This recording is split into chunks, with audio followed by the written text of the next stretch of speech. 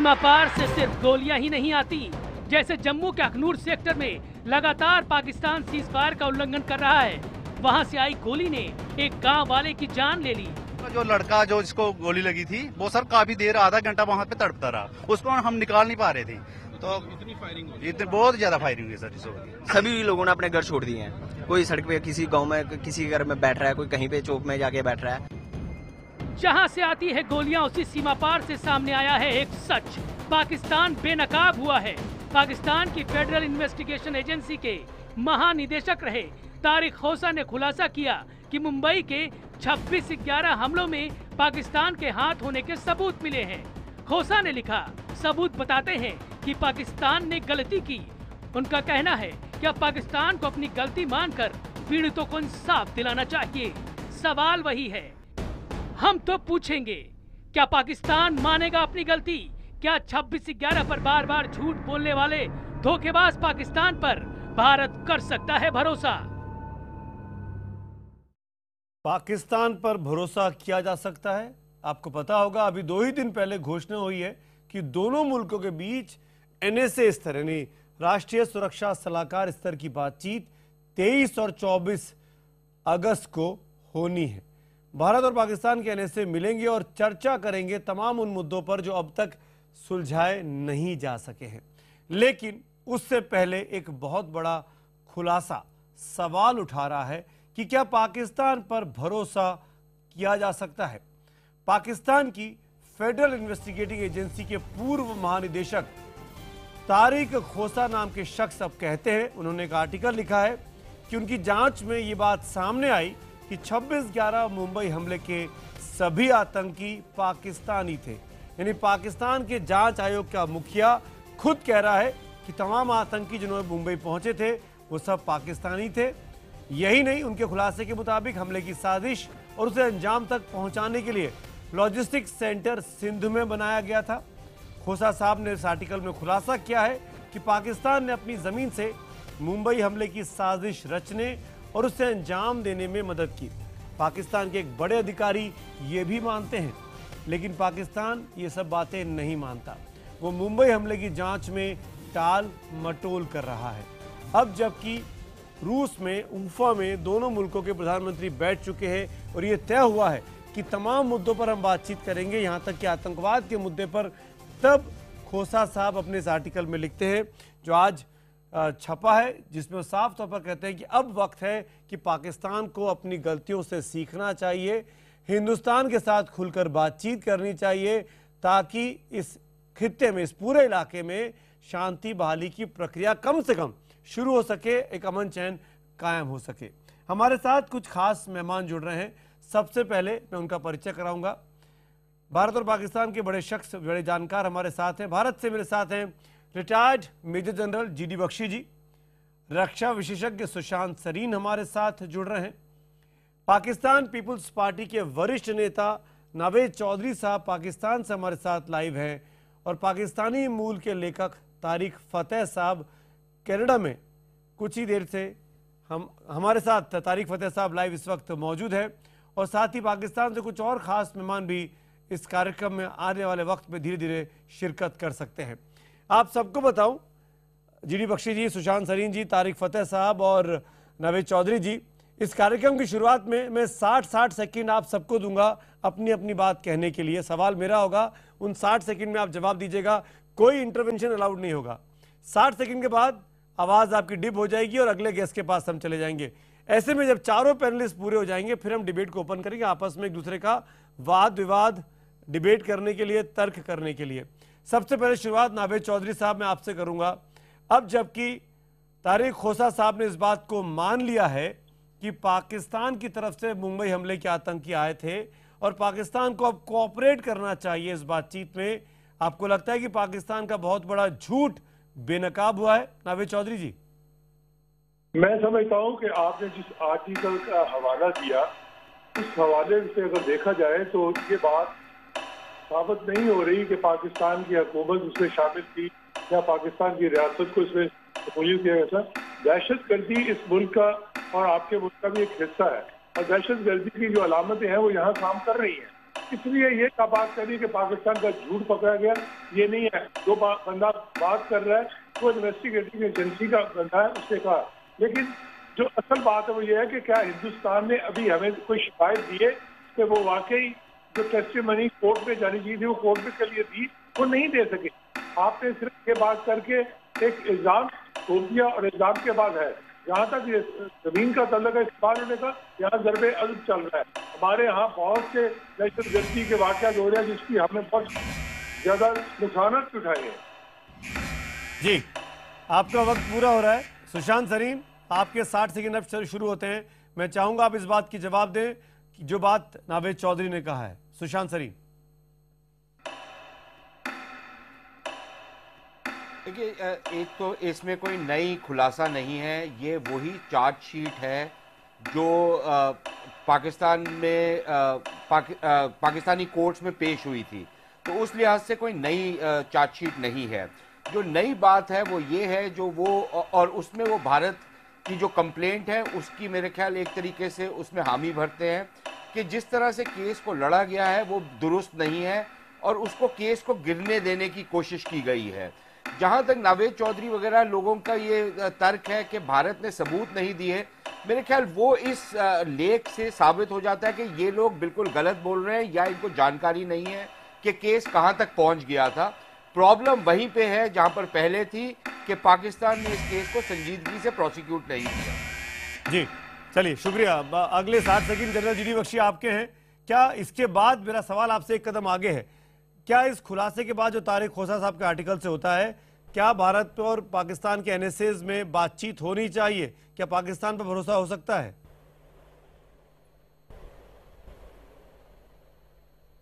देखिए, अभी दोनों एनएसएस के बीच बातचीत में थोड़ा वक्फा है, थोड़ा समय है, और मेरी तो केवल उम्मीद यही होगी कि कम से कम कोई ऐसी हरकत बीच में ना करे पाकिस्तान की आईएसआई या पाकिस्तान की फौज जिससे ये बातचीत का सिलसिला फिर खत्म हो जाए। क्योंकि ऊफा के बाद जो हमने देखा है तमाशा, वो तो वहां स्याही सूखी नहीं थी आपकी जॉइंट स्टेटमेंट के ऊपर कि पाकिस्तान की फौज ने दर्जे हरारत बढ़ानी शुरू करी, पाकिस्तान की आईएसआई ने गुरदासपुर में हमारे 7 निर्दोष हिंदुस्तानियों की वहां पे हत्या कर डाली है। तो ऐसे माहौल में ये बातचीत होगी या नहीं, तो ये there is many a slip between the cup and the lip. जहां तक खोसा साहब के रेवलेशन का सवाल है, मैं दाद देता हूं उनको कि उन्होंने बहुत ही हिम्मत दिखाई है, क्योंकि जो प्रोसिक्यूटर था इसके बख्शी साहब, आपकी आवाज मुझे बंद करनी पड़ रही है खेल के नियम के मुताबिक। तारिक फतेह साहब की बारी है। आखिरी 60 सेकंड तारिक फतेह साहब आपके हैं। मैं आपसे पूछना चाहूंगा फतेह साहब, ये जो तारिक खोसा साहब का आर्टिकल है, आप उम्मीद है कि आपने पढ़ा होगा, आप इसको कितना वाजिब मानते हैं? देखिए, सीधी बात है कि पाकिस्तान पे किसी को भरोसा नहीं करना चाहिए, ना हिंदुस्तान को, ना अमेरिका को, ना चीन को। पाकिस्तान एक गवर्नमेंट है जिसकी civilian government is under the power of the military. एक पाकिस्तानी इंटेलिजेंस सर्विस आईएसआई नहीं है, it has competing agencies. Military intelligence अलग है, आईएसआई के अलग डिविजन्स हैं, और फंडामेंटल जो बेसिक प्रिंसिपल है, आपको भी मैंने सुना कि इन द एंड उनको हिंदुस्तान को दुश्मन प्रूफ करना है। जब तक कोई सियासतदान या ब्यूरोक्रेट या मिलिट्री जनरल अपने आप को हिंदुस्तानी समझता ही नहीं है, तो उसको तो हिंदुस्तान से दुश्मनी करने के बगैर वो कोई मुल्क में सियासत कर ही नहीं सकता। इस वक्त हिंदुस्तान को चाहिए कि तमाम जो मीटिंग्स हैं, तमाम ताल्लुकात हैं, वो खत्म करें, ये अमन की आशा खत्म करें, ये वाघा बॉर्डर का तमाशा खत्म करें, और एनएसएस घर में बैठे। आप पाकिस्तान से आपने 67 इयर्स में क्या पाया वहां से? सिर्फ आपको दहशतगर्दी और इस्लामिक एक्सट्रीमिज्म और एजेंडा ये कि किसी सूरत इंडिया के अंदर दहशतगर्दी करके इंडिया को सताया जाए। वो क्या कहते हैं, wound of 1000 cuts। Right. India is being too naive to think that there is any goodwill coming out of Pakistan. Naved Chaudhary ji, जवाब दीजिए तारिक फतेह साहब के इल्जामों का। देखिए जी, तारिक फतेह साहब तो मुझे लगा है कि वन ट्रैक माइंड है और वन ट्रैक माइंड के हिसाब से सोचते हैं। ये बात तो मैं आपके लिए भी कह सकता हूँ और आप मेरे लिए भी कह सकते हैं। जहाँ जंगें भी हो रही हो, जहाँ जंगें भी हो रही हो, वहां भी आपको पता है नेगोशिएशंस होती हैं, डायलॉग्स होते हैं। ये बात कह देनी कि जी उन पे ना सोचा जाए। अगर आप हिस्ट्री देखें उठा के और हिस्ट्री देखें कि यहाँ 4 वॉर हो चुकी है, उसके वॉर का क्या रिजल्ट आया? आज भी अगर निजाम तराशी की बातें की जाएंगी और क्या है, और कबूतर चला जाएगा तो आप कहेंगे जी कबूतर के साथ आया, सही ने कुछ लगा दिया। और गुरदासपुर में कोई वाक्य होगा तो मैं समझता हूँ हमें इवेंट्स की बजाय हकाइक की तरफ देखना चाहिए, इवेंट्स को छोड़ के आगे बढ़ना चाहिए। तो तारिक खोसा साहब के इस आर्टिकल की तरफ देखिए ना चौधरी साहब, तारिक खोसा साहब ये छोटे मोटे आदमी नहीं है, DGFIA है, इनकी इसकी तरफ क्यों नहीं देखते हैं आप? मेरी बात सुन लें, जो तारिक खोसा साहब ने बात कही, अगर आप उसको भी गहरी देखें तो आपको भी पता चलेगा कि आप गलत है कि वो गलत नहीं है। उन्होंने कहा कि इस जो टेररिज्म है उस टेररिज्म की जमीनें हमारी भी इस्तेमाल होती है, आपकी भी इस्तेमाल होती है और सब जगह हो रही है। और जो कश्मीर के अंदर आज हो रहा है वो अभी तक छुपा तो नहीं हुआ, वो भी वही का वही है। तो इसलिए उन चीजों को आप आंखें बंद करके ना देखें, आप सिर्फ अपने मकसद का लाइना ले लें, बाकी भी कंटेस्ट में देखें वो क्या कह रहे हैं तारिक खोसा। टोटल उसका आर्टिकल पढ़े तो आपको पता चलेगा कि वो बात क्या कह रहे हैं। वो बात ये तो नहीं कह रहे कि हम कोई आगे बात बढ़ाते नहीं है। अगर मोदी साहब को बात चौधरी साहब तो उसके पास रिजल्ट क्या आता है? चौधरी साहब, आपको कोई डाउट है कि पाकिस्तान का रोल नहीं था मुंबई में? जी, आपको कोई शुबा है कि पाकिस्तान का रोल मुंबई? देखें, कोर्ट ऑफ लॉ के अंदर एविडेंस जो होती है वो खाली स्टोरियों पे लिखने पे नहीं आती। वहाँ चौधरी साहब अजमल कसाब को जिंदा पकड़ा, अजमल कसाब का घर गांव सब आपके मीडिया ने दिखाया, आपकी एजेंसीज ने कंफर्म किया। मैं कोर्ट की बात अगर वो शेयर नहीं करेंगे तो कैसे जाएगी? अगर नहीं चौधरी साहब, मैं शेयर नहीं करेगी तो कैसे आएगी? ये खाली घर दिखाने से या कुछ दिखाने से एविडेंस तो नहीं बन जाएगी। एविडेंस तो ये है जो उनके जो कन्फेशन आए उसकी टेस्टिमनी दे, उसको आगे हम लेकर चले।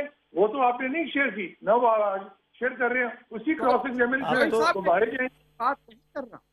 मैं आपकी ओपिनियन देना चाहता हूँ। आप बजाते खुद एक इंसान, एक पाकिस्तानी होने की हैसियत से क्या आपको कुछ शुबा है? Do you have any doubt that Pakistan was behind the Mumbai attack? नहीं, अगर आप तारिक खोसा साहब की बात ले रहे हैं तो उसी में देख ले, उन्होंने ये तो नहीं कहा कि पाकिस्तान गवर्नमेंट। ना, मैं आपकी बात कर रहा हूँ। आपको क्या लगता है?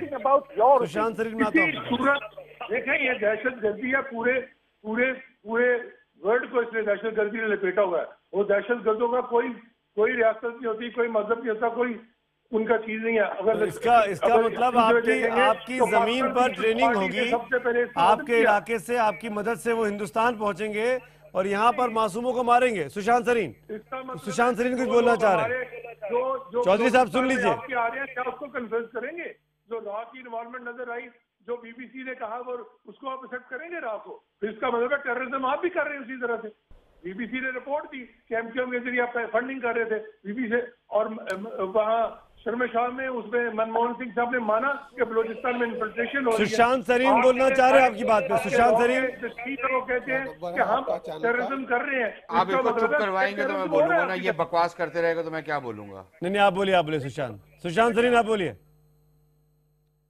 देखिए सुमित ऐसे है कि एक BBC की रिपोर्ट पर जिसकी कोई तस्दीक नहीं है, उस पर इतना फलसफा इन्होंने बांधा है।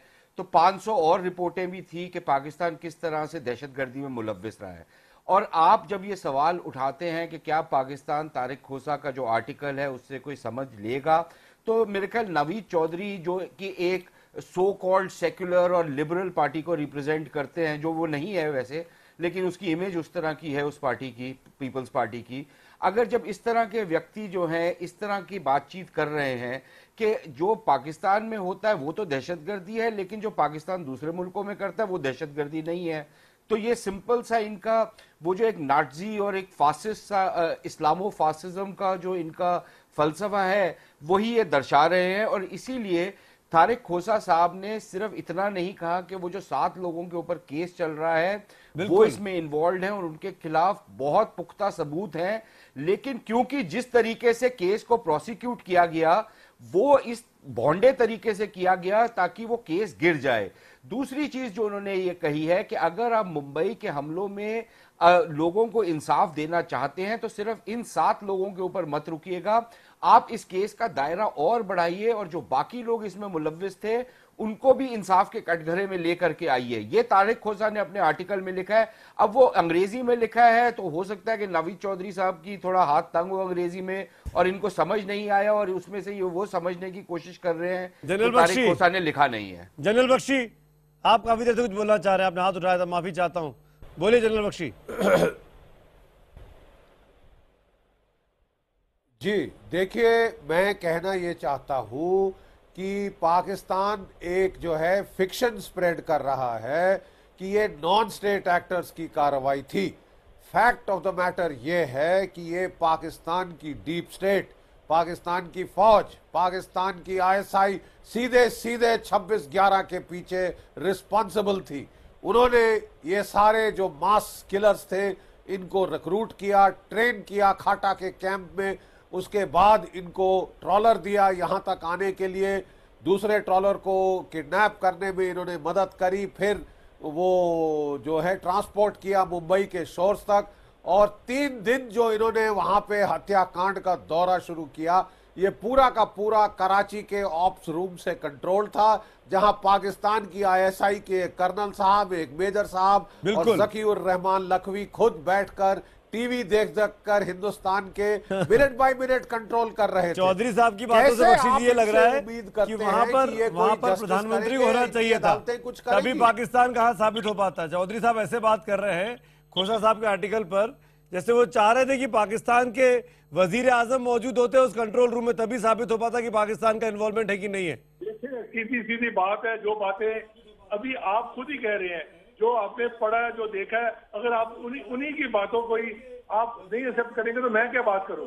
इसमें तो नजर आ रहा है आपकी बातों में कि आप एक बायस सोच लेके बढ़ रहे हैं। जब आप खुद ऐसी बातें करेंगे तो इसका रिजल्ट क्या आएगा?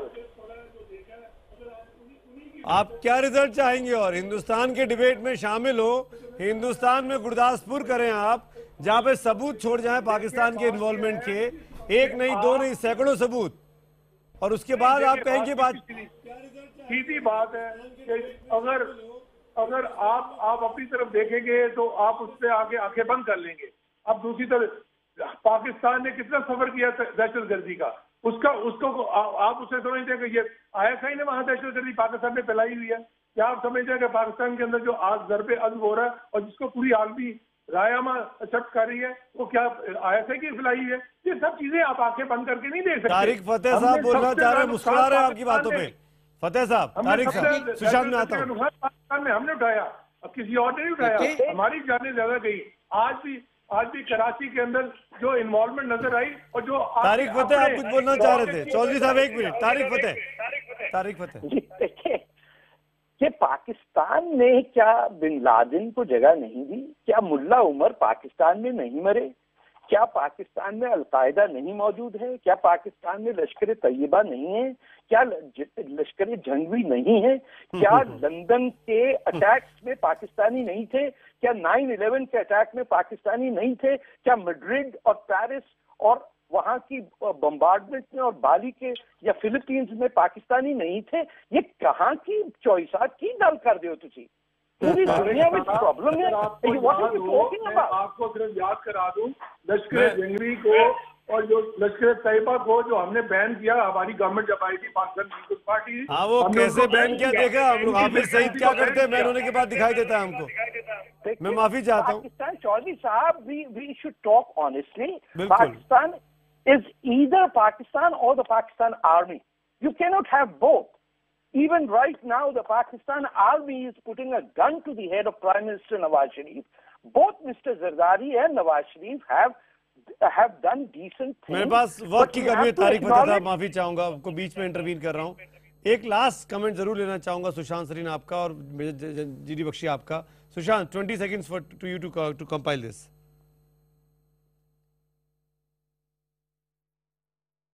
Sorry I didn't get it, but देखिए मैं सिर्फ एक चीज कहना चाहता हूं कि जो तारिक खोसा का आर्टिकल है, मैं कल उन्होंने जो बात बोली है और अपने लोगों को जो नसीहत देने की कोशिश की है वो ये है कि आप ये गुड और बैड वाली अगर जो तफरीक आपने एक बना रखी थी, अगर इसको आप खत्म करना चाहते हैं तो फिर मुंबई का केस एक लिहाज से एक टेस्ट केस है आपके लिए। अगर आप इसमें ये डिस्टिंक्शन खत्म करते हैं, तब फिर आप जो दहशतगर्दी के खिलाफ अपनी जंग की जो बिगुल बुझा रहे हैं, जिसमें बहुत लोग कन्विंस नहीं हो रहे, तब वो कहीं पे पहुंचेगी। तो वो अपने लोगों को नसीहत दे रहे हैं कि भाई अपना रास्ता दुरुस्त करें। और ये जो आपने ये जो डबल गेम की हुई है, या ये जैसे मैं आपसे पहले अर्ज कर रहा था कि आपके यहाँ अगर कुछ हो वो तो दहशतगर्दी है, लेकिन दुनिया भर में वो मुजाहिद है और जिहादी है और पता नहीं क्या क्या है। ये दोनों चीजें नहीं चल सकती, ये बात आपको खत्म करनी पड़ेगी, या फिर आप एक टेररिस्ट स्टेट जो जैसे तारिक कह रहे हैं आप टेररिस्ट स्टेट ही रहेंगे। और मैं माफी चाहूंगा, वक्त की कमी है मेरे पास। नावेद चौधरी जी, तारिक फतेह साहब, आप चारों का शुक्रिया इस डिबेट में जुड़ने के लिए। हालांकि पाकिस्तान के लिए अब वक्त आ चुका है कि वो अपने गिरेबान में झांके, समझे, क्योंकि ये आवाजें पाकिस्तान के भीतर से आ रही हैं। पाकिस्तान के अपने लोग कह रहे हैं कि पाकिस्तान को दगाबाजी बंद करनी होगी, झूठ बोलना बंद करना होगा और समझना होगा कि अमन के लिए जरूरी है कि सबसे पहले खुद अपनी हरकतों को बदले। आज इस डिबेट में मेरे साथ फिलहाल इतना ही।